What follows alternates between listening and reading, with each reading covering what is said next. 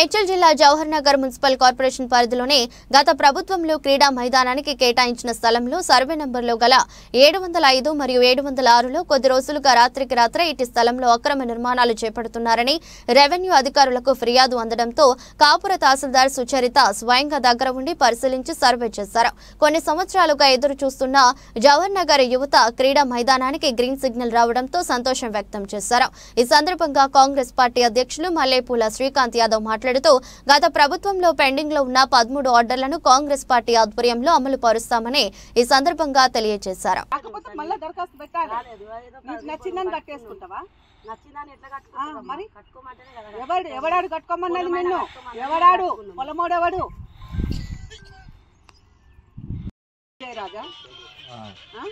ఆయన కోర్టులో కేసు ఓడిపోయింది. ఇది గవర్నమెంట్ ల్యాండ్ అని కూడా ఇచ్చేసింది ఆల్రెడీ.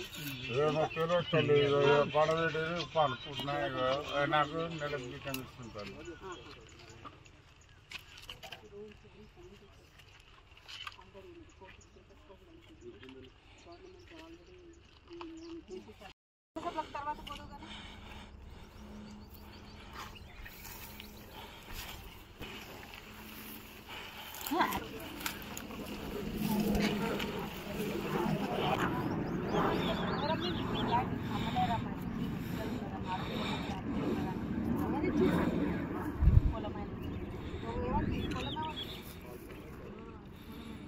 ఎవరైనా చూపి ఇక్కడ ఉందా పొలమైన పొలమైనది కాదు, ఇది గవర్నమెంట్ భూమి.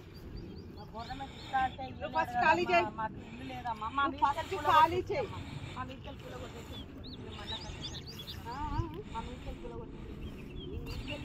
మళ్ళీ ఏం చేయాలి? ముగ్గురు ఆడపిల్లలు కదా, అయితే నాకు ఎక్కడ లోపల ఎవరున్నారు? మా పాపలు. ఎవరు చూపి? ముగ్గురు ఆడపిల్లలు. ముగ్గురు ఆడపిల్లలు చూపి.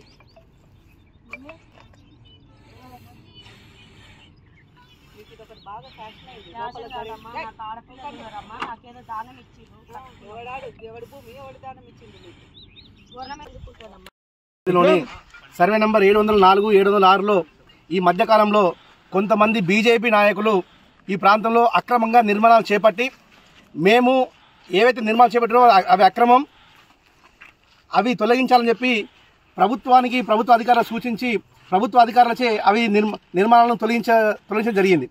మళ్ళీ అర్ధరాత్రి అక్రమంగా వాటి నిర్మాణాలు చేపట్టి ఏదైతే గత ప్రభుత్వంలో 5 ఎకరాల స్థలాన్ని 704, 706 సర్వే నంబర్లో 5 ఎకరాల స్థలాన్ని క్రీడా ప్రాంగణాన్ని కేటాయించారో అది భూమి కబ్జాకు అవుతుంది. అది అధికార పార్టీ నాయకులే వాళ్ళ అధికార అండదండలతోనే కబ్జాకు గురవుతుంది అనడం సిగ్గుచేటని చెప్పి నేను తెలియజేస్తా ఉన్నా. మీకు చిత్తశుద్ధి ఉంటే ఈ ప్రాంత బీజేపీ నాయకులకు నేను సూచన చేస్తా ఉన్నా.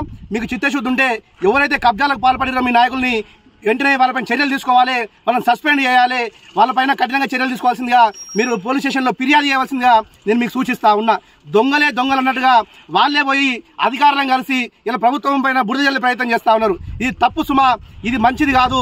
ఏదైతే ఎవరైనా సరే, నేను మొన్ననే చెప్పిన క్లియర్గా మీకు ప్రెస్ మీట్లో, కాంగ్రెస్, బీజేపీ, బీఆర్ఎస్ ఇంకా వగైరా వగైరా ఏ పార్టీ అయినా సరే, చట్టం అనేది ఎవరి చుట్టం కాదు, అందరికీ ఒకే న్యాయం ఉంటుంది.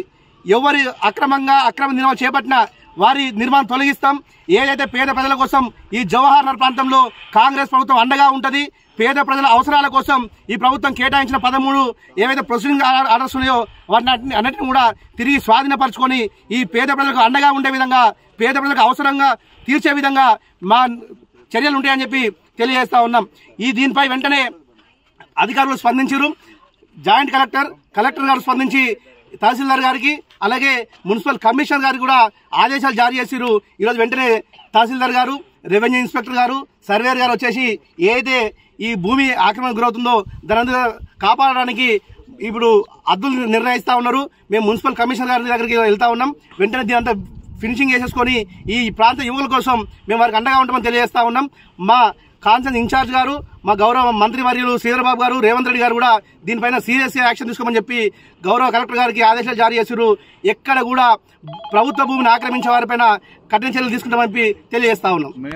13 ప్రొసీడింగ్స్ అయితే ఏవైతే ఉన్నాయో అది షీ టైలర్స్ కావచ్చు, మోడర్న్ టైలర్స్ కావచ్చు, ఏదైతే వెజ్ నాన్ వెజ్ మార్కెట్ కావచ్చు, హెర్బల్ పార్క్ కావచ్చు, నర్సరీ కావచ్చు, 100 బెడ్ హాస్పిటల్ కావచ్చు, ఇంకేదైనా కావచ్చు, డంపింగ్ యార్డ్ కావచ్చు, మినీ డంపింగ్ యార్డ్ కావచ్చు. నేను చెప్తున్నాను కదా, 13 ప్రొసీజర్స్ ఏవైతే ఉన్నాయో అవన్నిటిని కూడా తిరిగి స్వాధీనపరచుకోవాలని చెప్పి మేము గౌరవ తహసీల్దార్ గారికి వినతి పత్రం ఇచ్చినాం. వారు కూడా వెంటనే దాన్ని కాపాడాలని చెప్పేసి సంబంధిత అధికారికి సూచనలు చేసిరు, దానికి ఆర్డర్ చేసిరు. అది వెంటనే ఈ మధ్య కాలంలోనే స్వాధీనపరచుకొని పేద ప్రజలకు అవసరాల నిమిత్తం ఆ స్థలాన్ని వాడతామని చెప్పి మీ ద్వారా తెలియజేస్తా ఉన్నాం.